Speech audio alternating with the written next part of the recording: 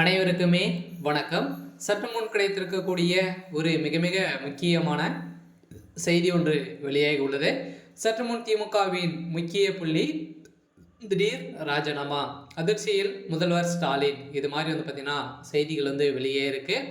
So ஏற்கனவே திமுக ஒரு மிகப்பெரிய பிரச்சனையாக தான் போயிட்டு இருக்கு இல்லையா? ஸோ என்னைக்கு எந்த டைமில் திமுகவுடைய கூட்டணி சலிசலியாக உடையுமோ அப்படின்றத யாருக்குமே தெரியாத அளவிற்கு தான் திமுகவுக்குள்ளே நிறைய சலசலப்புகளாக பார்த்தீங்கன்னா ஏற்பட்டு வருது.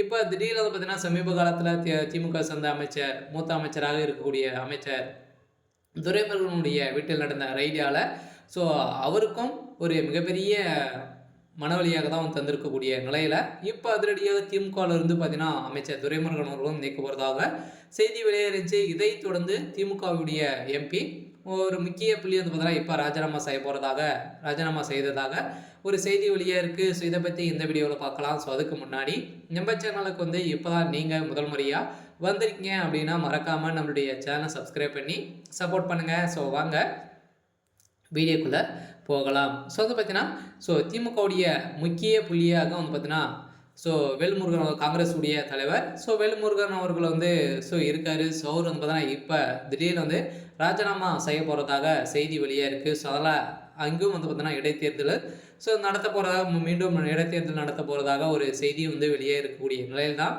முதல்வர் ஸ்டாலினுடைய தலையில் ஒரு மிகப்பெரிய இடியாக தான் அவங்க விழுந்திருக்கு. இப்போ தேர்தல் நடத்துகிறாங்க அப்படின்னா திமுகவுடைய தலைமைக்கு தான் இதுக்கு தகுந்த அனைத்து பண்டுகளும் கொடுக்கணும். அதனால் இப்போ காங்கிரஸுடைய தலைவர் வேலுமுருகன் ராஜினாமா செய்ய போகிறதாக ஒரு பரவலாகவே பேசப்பட்டு வந்திருக்கக்கூடிய நிலையை தான் இப்போ திமுகவில் ஒரு மிகப்பெரிய சம்பவங்களாக வெடித்திருக்கு. அதெல்லாம் மீண்டும் மீண்டும் முதல்வர் ஸ்டாலினுடைய தலையில் விழுந்திருக்கக்கூடிய நிலையில் முதல்வர் ஸ்டாலின் அவர்களே பார்த்தீங்கன்னா உடல்நிலை சரியில்லாமல் தான் இருக்கார்.